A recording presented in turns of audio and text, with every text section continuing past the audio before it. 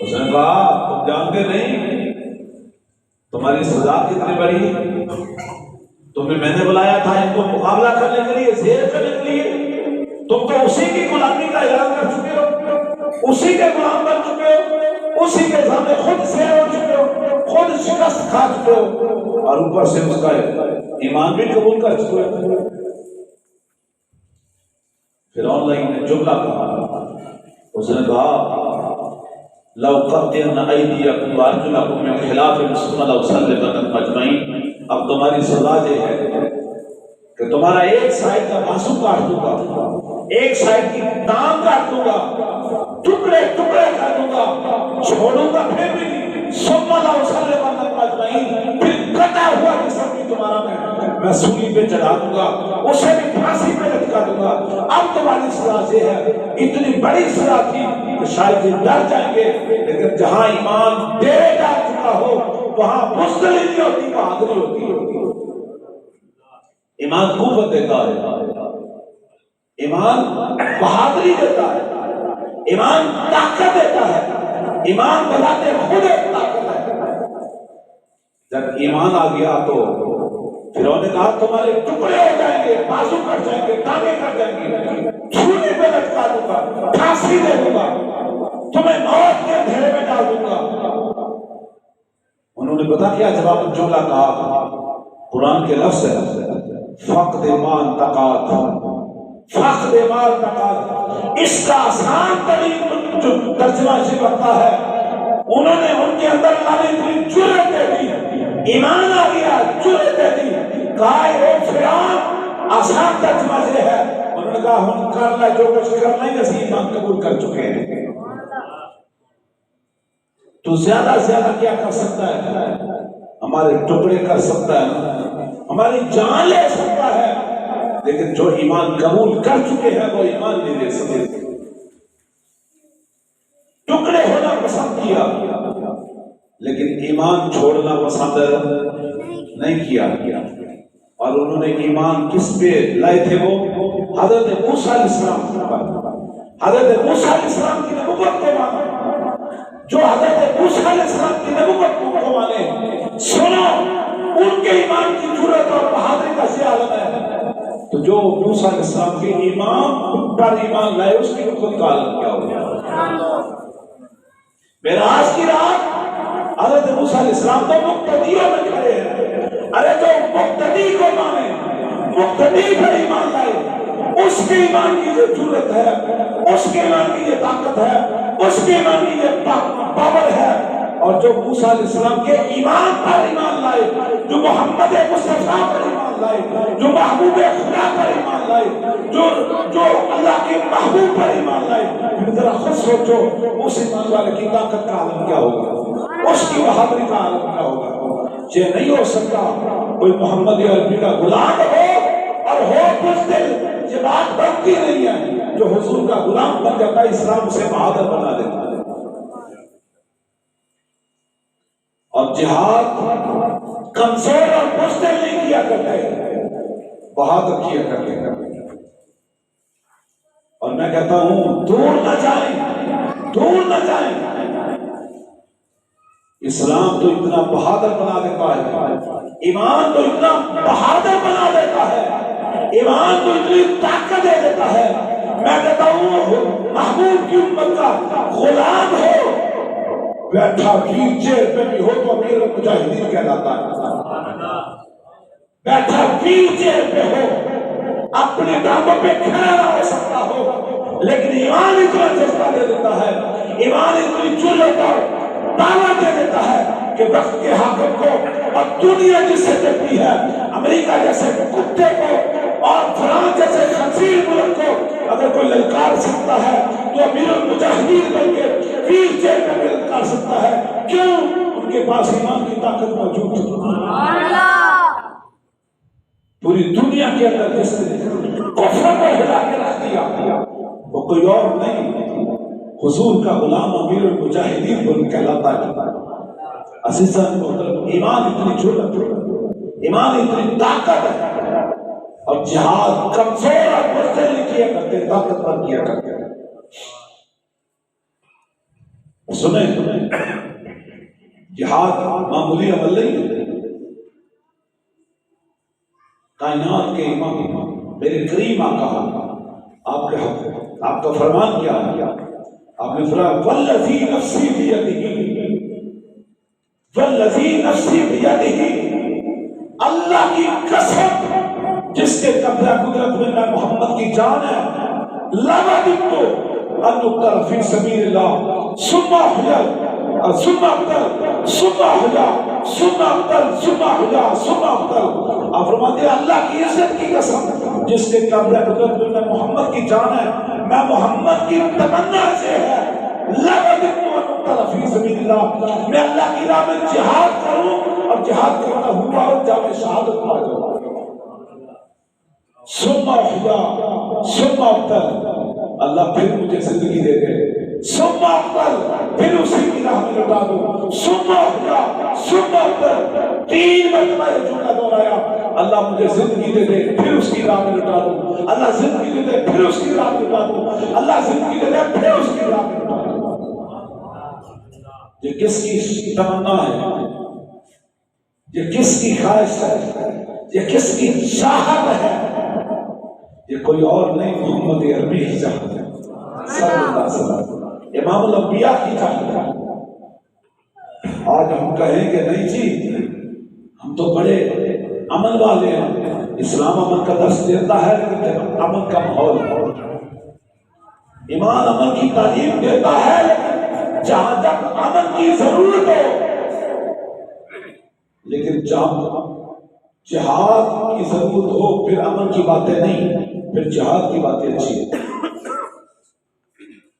وجاہدوا فی سبیلہ، قرآن کے تصورات کو پڑھیں، سورہ النساء پڑھیں اور اس کی آیت نمبر 75، سورہ النساء آیت نمبر 75، اللہ کیا فرماتا ہے؟ وَمَا لَكُمْ لَا تُقَاتِلُونَ فِي سَبِيلِ اللَّهِ، اور تمہیں ہو کیا گیا لا تقاتلون فی سبیل اللہ، تم اللہ کی راہ میں جہاد نہیں کرتے، قتال نہیں کرتے، کیا ہو گیا تمہیں؟ والمستضعفین من الرجال والنساء والولدان، حالانکہ تمہیں کمزور بوڑھے بزرگ پکار رہے ہیں، کمزور عورتیں پکار رہی ہیں، کمزور بچے پکار رہے ہیں، ان کی پکار پر بھی تم نہیں اٹھتے، تمہیں ہو کیا گیا؟ اور دوسرے مقام پہ آیت نمبر 96 اور 96 میں اللہ فرماتا ہے بسم اللہ الرحمن الرحیم لا يستوي القاعدون من المؤمنین غیر اولی الضرر والمجاہدون فی سبیل اللہ باموالہم وانفسہم۔ اللہ فرماتا ہے جو پیچھے بیٹھے رہے اور وہ جہاد کے عمل میں نکل آئے اور اس طرح اپنی جان بھی پیش کرے، مال بھی پیش کرے، فرمایا جو آگے نکلنے والے ہیں اور پیچھے بیٹھنے والے ہیں لا یستوی، کبھی بھی آپ برابر نہیں ہو سکتے، کبھی بھی آپس میں برابر ہے۔ یہ میں اپنی طرف سے نہیں کہہ رہا، قرآن کی اولاد کا سامنے، قرآن کے لفظ آپ کے سامنے لا یستوی القاعدون من المؤمنین غیر اولی الضرر والمجاہدون فی سبیل اللہ باموالہم وانفسہم، جو اللہ کی راہ میں جہاد کرتے ہیں، مال و جان پیش کرتے ہیں، وہ مجاہد، اور جو گھروں میں بیٹھے ہیں بغیر کسی وجہ کے گھر میں محصور ہو کے بیٹھے ہیں، فرمایا یہ دونوں آپس میں برابر ہے، نہیں ہو سکتے۔ فضل اللہ المجاہدین باموالہم وانفسہم علی القاعدین درجہ، قرآن کے لفظ پڑھیں، اتنے حسین لفظ فرمایا فضل اللہ المجاہدین باموالہم وانفسہم علی القاعدین درجہ، اللہ نے ان مجاہدوں کو فضیلت دے رکھی ہے جو گھروں میں بیٹھے رہتے ہیں، ان کی بنسبت علی القاعدین درجہ، بیٹھنے والوں کے درجوں کے اوپر جو درجہ ہے وہ کن کا ہے؟ فضل اللہ، اللہ نے ان کو فضیلت کے درجے دے دیے ہیں، اعلیٰ درجے دے دیے ہیں، کن کو؟ ان مجاہدوں کو جو اپنی جان و مال اللہ کی راہ میں پیش کرتے ہیں۔ اور تیسرا انعام پتہ کیا ہے؟ سارے میں ذکر ہوا وَكُلًّا وَعَدَ اللَّهُ الْحُسْنَى، ہر شخص کہتا ہے میری عاقبت اچھی ہو جائے، میری اخیر اچھی ہو جائے، میری آخرت بہتر ہو جائے، ہر شخص کی یہ تمنا ہے میری کل کی زندگی اچھی ہو جائے، آخرت اچھی ہو جائے۔ اللہ اس آیت میں فرماتا ہے وَكُلًّا وَعَدَ اللَّهُ الْحُسْنَى، جو اللہ کی راہ میں مجاہد بنتے ہیں ان کی عاقبت اچھی ہونے کا اعلان خود رب کر رہا ہے۔ وَكُلًّا وَعَدَ اللَّهُ الْحُسْنَىٰ، ان کے لیے میری طرف سے وعدہ ہوا کہ تم اپنا سب کچھ میری راہ میں قربان کر دو، میری آخرت، میرا آخرت کا تمہارے لیے جو گھر ہے وَكُلًّا وَعَدَ اللَّهُ الْحُسْنَىٰ، وہ اچھی آخرت میں خود وعدہ کرتا ہوں وہ تیرے نام کر دے۔ وَفَضَّلَ اللَّهُ الْمُجَاهِدِينَ عَلَى الْقَاعِدِينَ أَجْرًا عَظِيمًا۔ اور اسی آیت کے آخر میں تیسرا بڑا انعام فرمایا بات صرف عاقبت اچھی ہونے کی نہیں ہے، ان کے لیے میں اپنی بارگاہ میں اجر عظیم بھی رکھ رہا ہوں۔ اجر عظیم، اللہ کا وعدہ ہے۔ اور ساتھ ہی شریعت میں فرمایا درجات منہ ومغفرۃ ورحمہ۔ اللہ اکبر، وہ جو درجے بلند ہیں نا ان کے درجے انعام بھی اللہ نے رکھا ہے۔ ساتھ ہی اگلی درجات منہ، ان کے لیے ایک درجہ نہیں، درجات کا لفظ ہے، سارے درجے ہی اللہ ان کے نام کر دے گا۔ اور ساتھ میں کیا فرمایا، ہو سکتا ہے میرا بندہ ہے نا، میرا بندہ ہے نا، اور یہ کبھی ہو سکتا ہے گناہگار بھی ہوا ہو، اس سے غلطیاں بھی ہوا ہو، اس سے جرم بھی ہو گیا، اور جب میری راہ میں نکلا تو گناہگار بھی تھا، کچھ عیب بھی اس کے دامن میں تھے، اللہ فرماتا ہے گھبراؤ نہیں، وَمَغْفِرَةً وَرَحْمَةً، ان کے لیے میں مغفرت کا اعلان کر رہا ہوں۔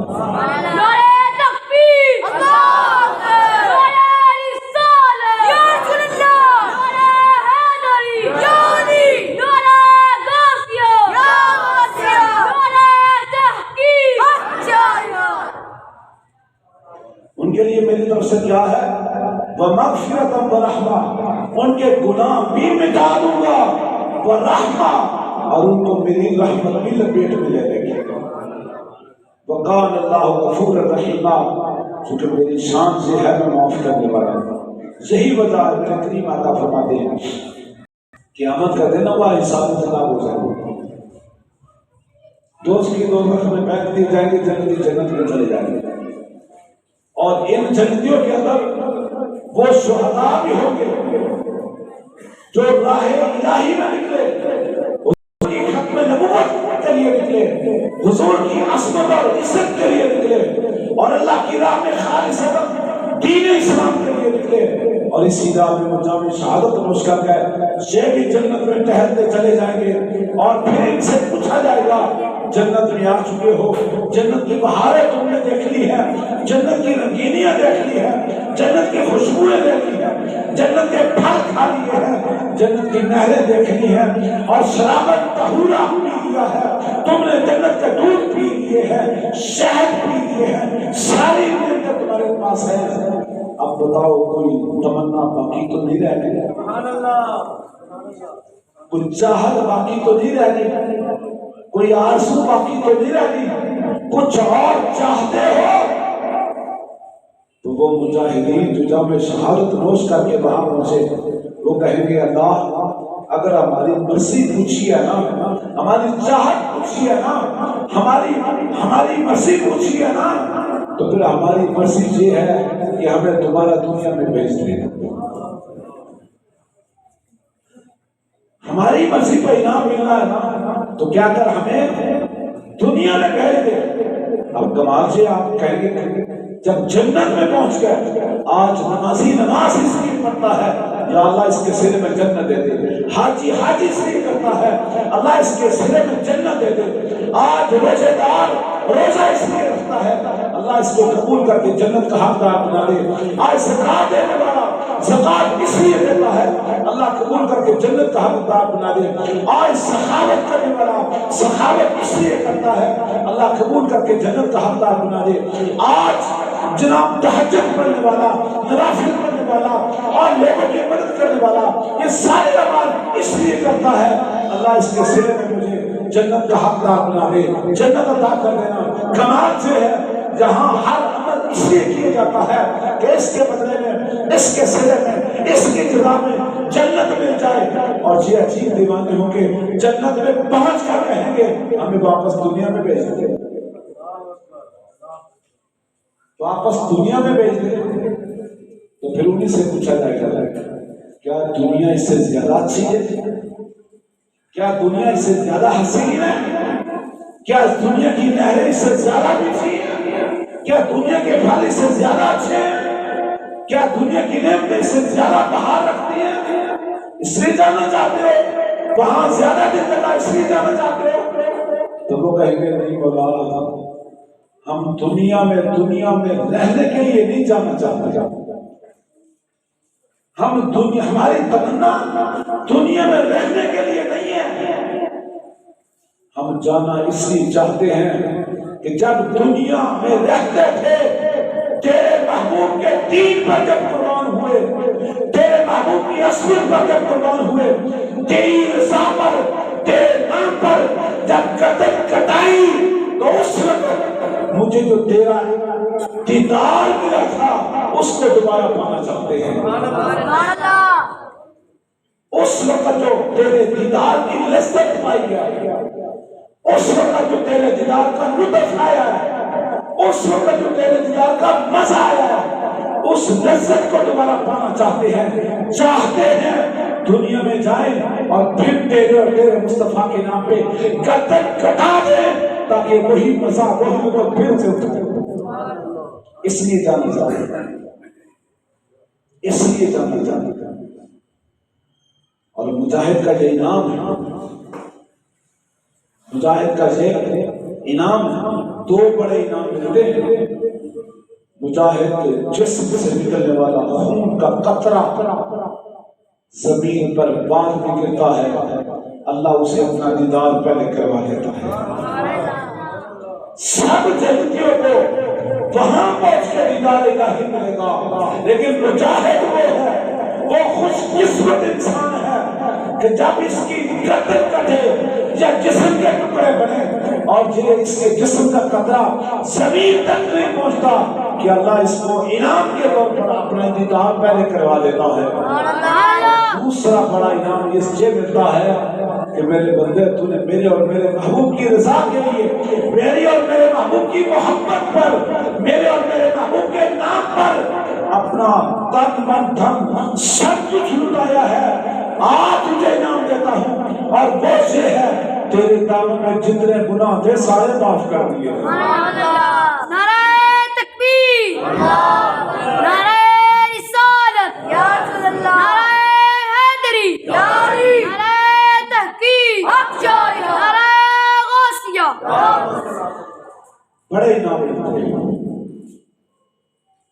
اور امام نسائی نے حدیث سے بات کی ہے، اب فرماتے ہیں کہ جو شخص گردن کٹانا تو موت آنے کی بات ہے، جس شخص کے خالی پاؤں گردن ہوئے راہ جہاد میں چلتے ہوئے گرد علم اس کے اوپر مٹی پڑی، دھول پڑی تھوڑی سی، حضور فرماتے ہیں اللہ ان پاؤں پر جہنم کی آگ کو حرام کر دیتا ہے،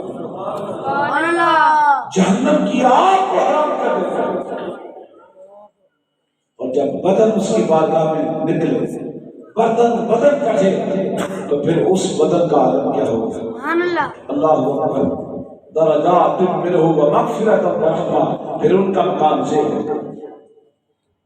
ایک اور حدیث سے بات کرتے ہیں، ابو ہریرہ رضی اللہ تعالیٰ عنہ فرماتے ہیں تین آنکھیں ایسی ہیں جن کے اوپر اللہ دوزخ کی آگ کو حرام کر دیتا ہے، جس کو کبھی دوزخ نہیں چھوئے، اور اس میں پہلی آنکھ وہ ہے جو راہ اللہ میں قربان ہو جائے، وہ نکال دی جائے یا زخمی ہو جائے، اور دوسری آنکھ وہ ہے جو راہ اللہ جہاد کے راستے میں ایک رات کے لیے جاگتی رہے، پہرا دیتی رہے، اور تیسری آنکھ وہ ہے جو خوف خدا میں روتی رہے۔ عزیزان محترم، جہاد کا وقت چھوٹا نہیں،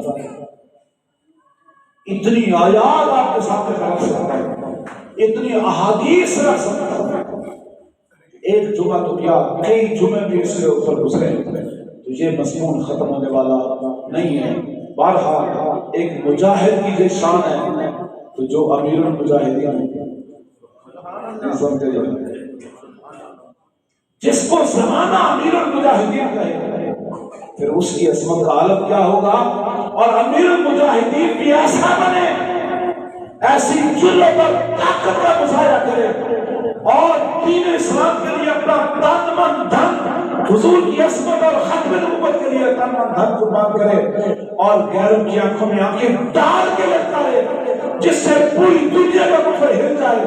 ارے دکھ کی دیکھ جو وہ شان رکھنے والا امیر مجاہدین، پھر اس کی عصمت اور محبت کا عالم کیا ہوگا، اس کی شان کا عالم کیا ہوگا۔ بہرحال اس مرتبے کو تو ہر شخص نہیں پہنچ سکتا، لیکن جذبہ جہاد رکھنا، جذبہ جہاد رکھنا یہ ہمارے ایمان کا حصہ ہے، اور اس کو کبھی بھی کوئی مومن شخص نہیں نکال سکتا۔ جو جذبہ جہاد کو نکال دے، یاد رکھے وہ بزدل ہے، اور بزدل ہمیشہ ناکام ہوتا ہے، کامیاب نہیں ہوتا۔ فنا فی اللہ کی تحمیل بقا کا راز مضمر ہے، جسے مرنا نہیں آتا اسے جینا نہیں آتا۔ وما لنا الا البلاغ المبین۔ اور انشاءاللہ میں کوشش کروں گا نیکسٹ جمعہ اسی مضمون کو بھی آگے چلاؤں۔ اللہ تعالیٰ اس کی عافیت قبول فرمائے، آمین۔